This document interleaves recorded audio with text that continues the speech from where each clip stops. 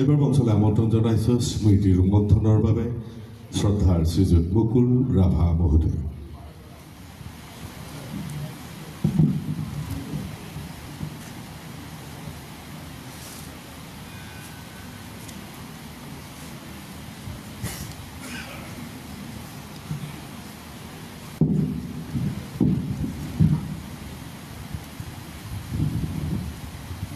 গোৱালপাৰা জিলাৰ আয়ুক্ত মহোদয় আৰু মঞ্চত উপস্থিত থকা মোৰ অতি প্ৰিয় বন্ধুবৰ সিদ্ধিনাথ শৰ্মা,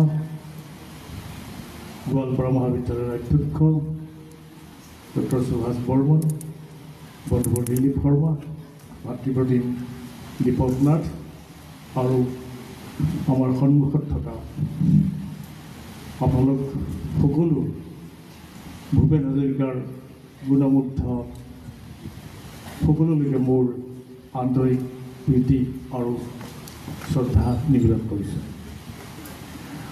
ভূপেন হাজৰিকাৰ বিষয়ে ক'বলৈ হ'লে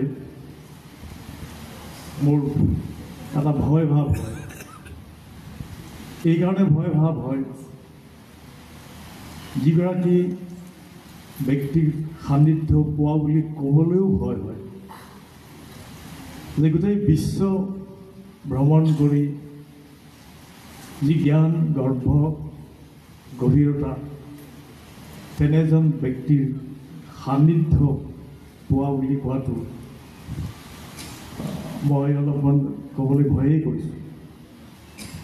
যি কি নহওক, যিটো বাস্তৱ সেইটো যদি ক'বলগীয়া হয়, মই প্ৰথম লগ পাইছিলোঁ 1973 চনত মঙলদৈ অসম সাহিত্য সভাৰ অধিৱেশন, আৰু সেই মঙলদৈ সাহিত্য সভাৰ অধিৱেশনৰ সভাপতিত্বৰ আসন অলংকৃত কৰা ব্যক্তিজন আছিল আমাৰ শ্ৰদ্ধাৰ অতুল চন্দ্ৰ বৰুৱা। হয়তো আপোনালোকৰ মনত থাকিব যিসকল সাহিত্য সভাৰ লগত জড়িত আছে। মই তেতিয়া গুৱাহাটীত থাকোঁ, প্ৰি ইউনিভাৰ্চিটিত নাম লগাইছোঁ। মোৰ এটা ভাৱ হ'ল যে আমি গোৱালপাৰাৰ নাগৰিক, গোৱালপাৰাত থকা এই ৰাভা মানুহবোৰ লোককৃষ্টিক তেতিয়ালৈকে বৰ বেছি জনপ্ৰিয় হোৱা নাই, মানুহে বিচৰা নাই। তো মই পোনছাতেই গৈছিলোঁ মঙলদৈলৈকে অতুল চন্দ্ৰ বৰুৱাদেৱৰ ঘৰলৈ, আৰু কৈছিলোঁ যে মঙলদৈ সাহিত্য সভাৰ সাংস্কৃতিক অনুষ্ঠানটো এটি ৰাভা লোকনৃত্যৰ দল অন্তৰ্ভুক্ত কৰিব লাগে। মোক সুধিছে, তোমাক কোনে পঠিয়াইছে মোৰ ওচৰলৈকে? মই তেতিয়া কৈছোঁ, মোৰ দেউতা সাহিত্য সভাৰ লগত কিছু জড়িত আছিলে, সাহিত্যৰ ক্ষেত্ৰত নহয়, সংস্কৃতিৰ ক্ষেত্ৰত। আৰু তেওঁৰ বন্ধু আছিল ডক্টৰ প্ৰমোদ ভট্টাচাৰ্য। ডক্টৰ প্ৰমোদ ভট্টাচাৰ্যই মোক নিজৰ ল'ৰাৰ নিচিনা জ্ঞান কৰিছিল আৰু চিঠি এখন লিখি দিছিল, আৰু যোৱাৰ পিছত কৈছিলে যে ঠিক আছে, কোনো চিন্তা কৰিবলৈ কাৰণ নাই, ৰাভা লোকনৃত্যৰ দলটি আমি অসম সাহিত্য সভাৰ মঙলদৈ অধিৱেশনত অন্তৰ্ভুক্ত কৰিমেই। আৰু মই গুচি আহিছিলোঁ। আৰু যেতিয়া দলটি লৈ গৈছিলোঁ সাংস্কৃতিক অনুষ্ঠান পৰিৱেশন কৰিবৰ কাৰণে, যে আমি মঞ্চৰ পৰা নামিছোঁ আৰু ইতিমধ্যে শ্ৰদ্ধাৰ ভূপেন হাজৰিকা মঞ্চলৈ উঠি আহিব। ঠিক সন্মুখত সেই চিৰিটোত আমি নামিছোঁ, তেওঁ উঠিছে আৰু আমাক সাৱটি ধৰিছে কেইবাজনকে যে বিষ্ণুদাৰ প্ৰকৃত বংশধৰসকল তোমালোক। সেই কথাখিনিয়ে আমাক যথেষ্টখিনি আনন্দৰ খৰাক যোগাইছিল।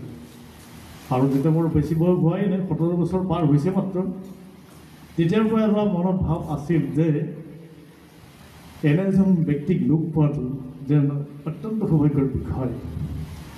আৰু যেতিয়া বিভিন্ন দিশত তেতিয়া খুব আলোচনী পঢ়িছিলোঁ, আমাৰ প্ৰতিনিধি পঢ়িছিলোঁ, কলিকতাৰ পৰা যেতিয়া প্ৰকাশ পাইছিলে, যেতিয়া ভূপেন হাজৰিকাৰ লিখনিবোৰ পঢ়িছিলোঁ, তেতিয়া মনত খুব ভাল এটা চিন্তা হৈছিলে যে এনে এজন ব্যক্তি, যিগৰাকী ব্যক্তি গোটেই বিশ্বত ঘূৰি তেওঁ লিপিবদ্ধ কৰি থৈ গৈছে, এই কথাবিলাক পঢ়ি পঢ়ি যথেষ্টখিনি অভিভূত হৈছিল। যি কি নহওক, তেতিয়া মনত ভাৱ হৈছিল যে এখন আলোচনী উলিয়াও নেকি, সাহিত্য সংস্কৃতিৰ এখন আলোচনী উলিয়াব পৰা যায় নেকি। গাঁৱত থাকি তেতিয়া ইলেক্ট্ৰিচিটিও নাই, লেমৰ পোহৰতেই লেখা মেলা কৰোঁ। মনত সাহ বান্ধিলোঁ, চেষ্টা কৰিলোঁ, তিনিমহীয়া এখন আলোচনী উলিয়াম, আৰু উলিয়ালোঁ 1981-82। তেতিয়া ভূপেন হাজৰিকাৰ সুবাসিত লাগিবই, মই আনিব লাগিব। বহুত কষ্ট কৰিলোঁ, অৱশেষত গুৱাহাটী এৰ'ড্ৰম বুলি কৈছিল বৰঝাৰ বিমানবন্দৰ, এতিয়া গোপীনাথ বৰদলৈ হোৱা নাই।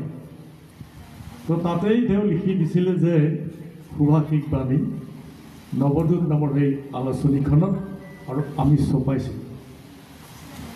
তাৰপিছত 1982 ৰবীন্দ্ৰ ভৱনত আমি বিশ্বৰাভা দিৱসত গৈছিলোঁ 7জনমান ৰাভা ভাষাত নাহৰ ফুলি লুকুৱাই টগৰ ফুলি খুৱাব। আৰু সন্মুখৰ আসনত বহি আছিল আমেৰিকাৰ পৰা আহি দিলীপ দত্ত ছাৰ আৰু ভূপেন হাজৰিকা। যেতিয়া ৰাভা ভাষাত আমি নাহৰ ফুলে লুকুৱাই টগৰ ফুলে খুৱাব গীত পৰিৱেশন কৰিছিলোঁ, তাৰপিছতো তেখেতে কৈছিল যে আজি বিষ্ণুদা জীয়াই থকা হ'লে হয়তো ক'লেহেঁতেন যে আমাৰ ৰাভা জাতিটোৰ এটা নিশ্চয় কিছু উন্নতি হৈছে, যে মোৰ গীত ৰাভা ভাষালৈ অনুবাদ কৰা হ'ল। তেতিয়াও ভূপেন হাজৰিকাক মই ফটো তুলিলোঁ, মোৰ ফটো থাকি গ'ল, আৰু সেইটো এটা প্ৰেৰণা দিলে যে এনেহেন মানুহবোৰক আমি লগ পাইছোঁ, যে যাৰ ভিতৰত ভূপেন হাজৰিকা আছে আৰু ডক্টৰ দিলীপ দত্ত আছে। যি দিলীপ দত্তক আমি লগ পোৱাটো সাধাৰণতে খুবেই টান, কিন্তু শেষত তেওঁৰ স্বৰ্গগামী হোৱাৰ আৰু কেইটামান বছৰ আগত মোৰ সান্নিধ্য হ'ল ডক্টৰ দিলীপ দত্তৰ লগ পোৱাৰ। যি কি নহওক বাৰু, তেওঁ ভূপেন হাজৰিকাৰ সান্নিধ্যৰ কথাই কৈছোঁ। তাৰপিছত মই যেতিয়া সাংস্কৃতিক পৰিক্ৰমা বিভাগত চাকৰিত সোমালোঁ, তেতিয়া ভূপেন হাজৰিকাক মাজে মাজে লগ পোৱা হ'লোঁ। আৰু 1986 যেতিয়া ফাৰ্ষ্ট আপনা উৎসৱ হয়, সৰ্বভাৰতীয় সাংস্কৃতিক সমাৰোহ, তেতিয়া ভূপেন নেতাত গান গাবলৈ গৈছিল, আৰু আমি তেতিয়া তেওঁক লগ পাইছিলোঁ। আৰু নতুন যেতিয়া গণপৰিষদ হ'ল, গণপৰিষদ হোৱাৰ সময়ত তেতিয়া নতুন দিল্লীৰ প্ৰগতি ময়দানত তেতিয়া আন্তঃৰাষ্ট্ৰীয় বাণিজ্যিক মেলা হ'ল। সেই আন্তঃৰাষ্ট্ৰীয় বাণিজ্যিক মেলাত ভূপেন দাক গান গাবলৈ মতা হৈছিল, ভূপেন হাজৰিকা তালৈ গান গাব আহিছিল। আৰু আমাৰ কাৰণে যথেষ্ট এটা আনন্দৰ খৰাং আছিল যে আমি টিভিত সদায় দেখি থাকোঁ যিগৰাকী এংকৰ, যিগৰাকী ঘোষক হিচাপে আমি যেতিয়া দূৰদৰ্শনত দেখি থাকোঁ। আমাৰ প্ৰাইভেট চেনেলবিলাক কেতিয়াও হোৱাই নাই। সাধনা শ্ৰীবাস্তৱ বুলি পেলাই খুব জনপ্ৰিয় এংকৰ সাধনা শ্ৰীবাস্তৱ আমি লগ পাইছিলোঁ ভূপেন হাজৰিকা একেলগে সেই মুহূৰ্তটো।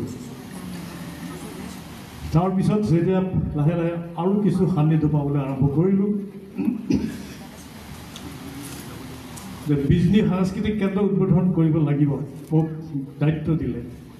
তেতিয়া দুৰ্ঘৰ বড়ো আন্দোলন, তথাপিতো বিজনীলৈ গ'লোঁ, বিজনীত ঘৰ ভাড়া কৰিলোঁ, গোটেই অফিচৰ আচবাব ৰেডি কৰিলোঁ, আৰু শুভ উদ্বোধনৰ দায়িত্বত মোক দিলে।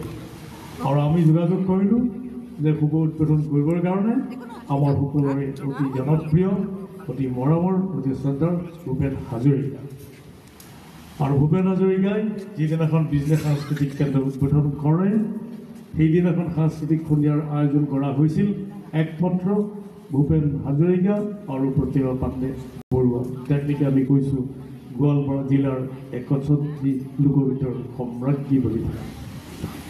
গতিকে সেইদিনাখন গোটেই দিনটো ভূপেন দাৰ লগত ইটো সিটো বিভিন্ন কথা, মানুহৰ লগত কথোপকথন সেয়া গ'ল। তাৰপিছত আৰু এনে এটা দিন আহিল যিটো বিভাগত ভূপেন দাৰ দায়িত্ব আৰু এটা সন্মানীয় পদবীত অধিষ্ঠিত হ'ল। সেয়া হ'ল, আমি খুব শ্বৰ্টলি কওঁ, NFDC, national film development corporation. তাৰ মুখ্য কাৰ্যালয় হ'ল বম্বে। তেতিয়া বম্বে মুম্বাই হোৱাই নাই।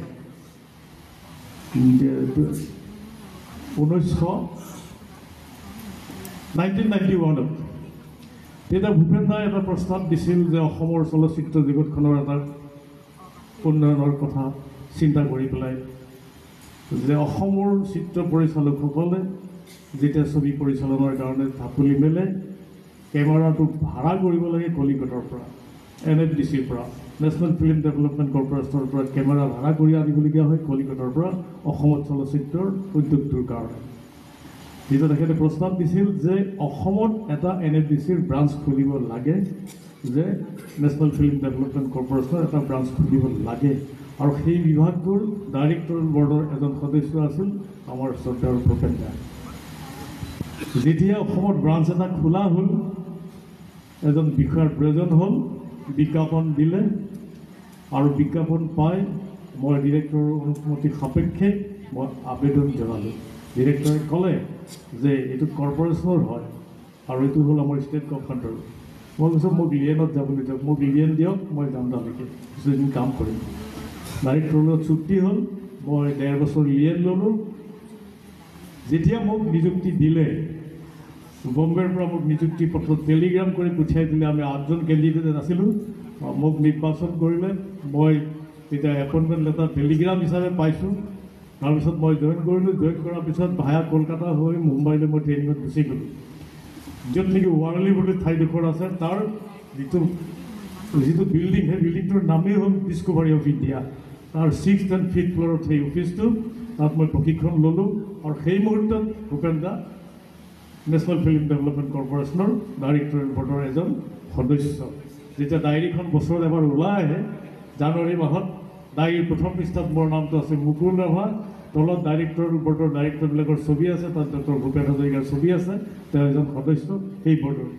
গতিকে সেয়া মোৰ কাৰণে আজি মই ৰোমন্থন কৰি ভাল পাইছোঁ যে সেইগৰাকী ব্যক্তিৰ লগত মই সেইখিনি সান্নিধ্য লাভ কৰা এটা সুযোগ মোৰ হৈছিল। আৰু আজিৰ তাৰিখত সেইগৰাকী ব্যক্তিৰ জন্ম শতবৰ্ষৰ পালনৰ কাৰণে অসমৰ মাননীয় মুখ্যমন্ত্ৰীয়ে তাৰ এটা বিহিত ব্যৱস্থা লৈছে, যি কথাৰে আমি আজি সমগ্ৰ অসমবাসীয়ে নথৈ সুখী হৈছোঁ যে অহা 13 তাৰিখত ভাৰতৰ প্ৰধানমন্ত্ৰী মাননীয় নৰেন্দ্ৰ মোদীয়ে 100 টকীয়া এটা মুদ্ৰাৰ শুভ উদ্বোধন কৰিব। আৰু ইন দি মিন টাইম জালুকবাৰীৰ সমাধি ক্ষেত্ৰত তাৰ নাম সলনি হ'ল যে ভূপেন হাজৰিকা যিটো সমাধি ক্ষেত্ৰ আছিলে, সেইটো ভূপেন হাজৰিকা এতিয়া সমন্বয় তীৰ্থৰূপে পৰিণত হ'ল। আৰু ইতিমধ্যে আপোনালোকে গম পাইছে যে ডিব্ৰুগড় বিমানবন্দৰ ভূপেন হাজৰিকাৰ নামত সেইটো উৎসৰ্গা কৰা হৈছে। গতিকে সেইজন ভূপেনাৰ কথা কওঁ মানে শেষেই হয়তো নহ'ব, আৰু বহুত কথা আমি পাতিছিলোঁ।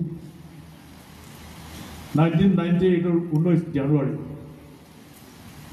কল্পনা লাজমীৰ লগত আছে আৰু অসমৰ এগৰাকী চিত্ৰ সাংবাদিক হেমচন্দ্ৰ দলে আছিল তেতিয়া ভূপেন হাজৰিকাৰ লগত। আৰু সেই ভূপেন হাজৰিকাৰ উত্তৰ পূৰ্বাঞ্চলৰ জনজাতীয় সংস্কৃতিক লৈ এখন তথ্যচিত্ৰ নিৰ্মাণ কৰিছিলে আৰু তাত ৰাভা আৰু বড়ো লোকনৃত্যৰ তেওঁ সন্নিৱিষ্ট কৰিছিল। গতিকে 19 জানুৱাৰী 1998, 1998 চনৰ 19 জানুৱাৰীৰ দিনাখন গোটেই দিনটো ভূপেন হাজৰিকাৰ লগত একেলগে আছোঁ। আমাৰ নুনমাটিৰ ওচৰত চুনচুলি বুলি ঠাইডোখৰ ব্ৰহ্মপুত্ৰৰ পাৰত। আৰু সেইদিনাখন মই ভূপেন দাক এটা প্ৰশ্ন কৰিছিলোঁ যে আপোনাৰ মই এটা সাক্ষাৎকাৰ ল'ম। তেতিয়া কৈছে মইতো তোমাক আগৰ পৰা পায়ে আহিছোঁ। বোলে হয়, মই এটা বিশেষ কাৰণত এটা সাক্ষাৎকাৰ ল'ম, যিটো আজিলৈকে অসমত কোনেও লোৱা নাই, যে বিষ্ণু ৰাভাৰ গীতসমূহক আমি ৰাভা সংগীত বুলি কিয় কৈছোঁ, বিষ্ণু ৰাভা দিৱসক আমি ৰাভা দিৱস বুলি কিয় কৈছোঁ। তেতিয়া কৈছে মই তোমাৰ লগত একমত। যেতিয়াৰ পৰা মই শুনিছোঁ অসমত ৰাভা দিৱস, ৰাভা দিৱস, ৰাভা দিৱস, আৰু ৰাভা দিৱস বুলি ক'লে বিষ্ণু ৰাভাক যেন এটা অনুমান হয়, যিটো দিনটোত সমগ্ৰ অসমবাসীয়ে পালন কৰি আহিছে। যদি ভূপেন্দ্ৰ সংগীত হয়, যদি ৰবীন্দ্ৰ সংগীত হয়, যদি নজৰুল সংগীত হয়, তেনেহ'লে বিষ্ণু সংগীত কিয় হ'ব নোৱাৰে। কৈছে মই তোমাৰ লগত 100%ই একমত। মোৰ হৈ তুমি এই কথাটো লিখিবা আৰু পেপাৰত তুমি দিবা। মোৰ কণ্ঠটো থাকিল তোমাৰ লগত, মোৰ ফটো থাকিল। ক'বা যে ভূপেন হাজৰিকা এটা কথাই কৈছে, মুকুল ৰাভাই যিটো কথা কৈছে মই তাৰ লগত একমত, যে অসমত বিষ্ণু সংগীত হ'ব লাগিব আৰু বিষ্ণু ৰাভা দিৱস হ'ব লাগিব। কেতিয়াও ৰাভা সংগীত আৰু ৰাভা দিৱস হ'ব নোৱাৰে।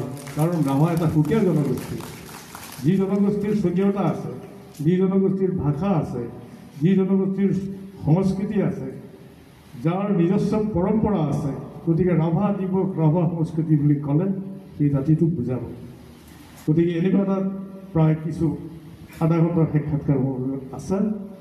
তো সেইখিনি পোৱাটো মোৰ কাৰণে এটা সৌভাগ্যৰ বিষয়, যিটো বিষয়বস্তুৱে আজি প্ৰতিটো মুহূৰ্তত আমাক সহায় কৰিছে সমাজ জীৱনত। সেইকাৰণে মাজে মাজে আমি তথ্য আৰু জনসংযোগ বিভাগৰ পৰা বিজ্ঞাপনতো পাইছোঁ ৰাভা দিৱস, ৰাভা সংগীত এতিয়া এই অস্ত্ৰ মই প্ৰয়োগ কৰিছোঁ।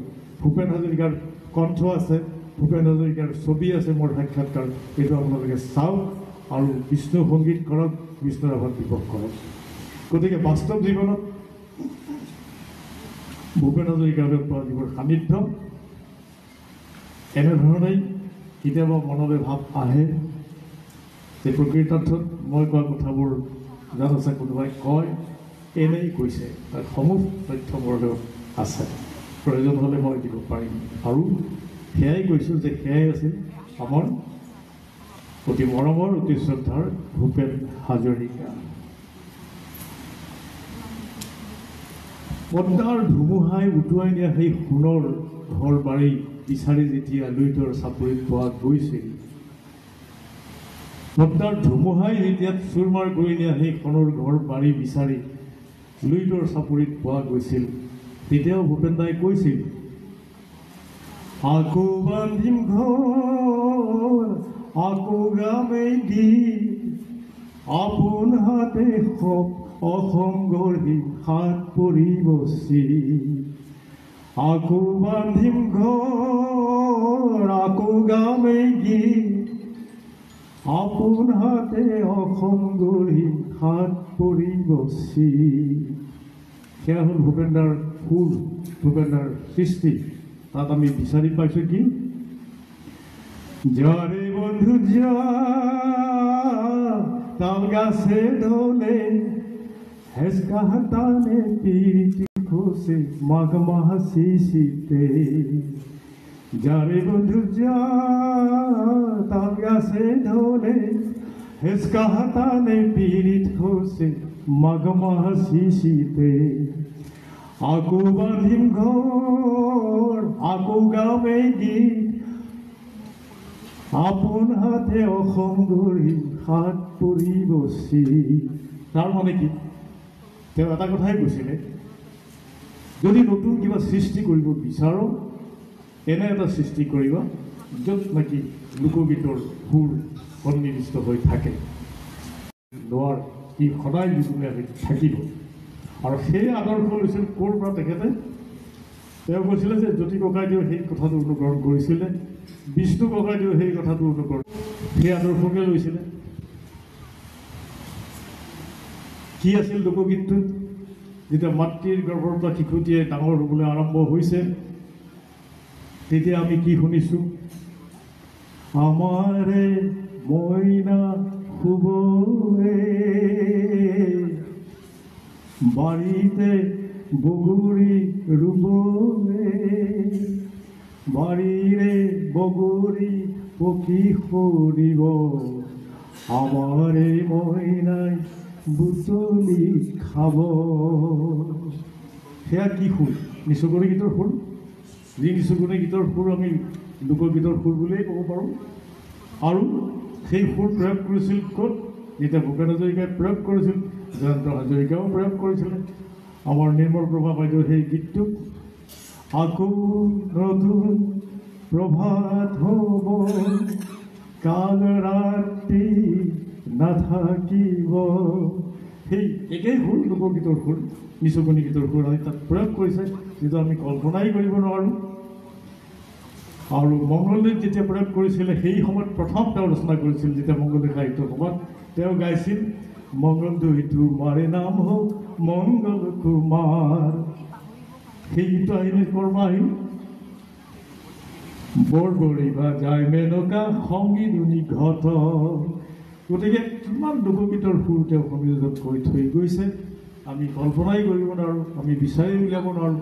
গতিকে আজিৰ নতুন প্ৰজন্মই ক'ব বিচাৰিছে যে আমি ভূপেন হাজৰিকাক নাজানো, কেনেকৈ জানিম, কিন্তু আমি যদি বিচাৰিব যাওঁ, প্ৰতিটো কথা প্ৰতিটো গীতৰ লগত আমাৰ লোকগীত কিমান তাত অন্তৰ্নিহিত হৈ আছে আমি কল্পনাই কৰিব নোৱাৰোঁ।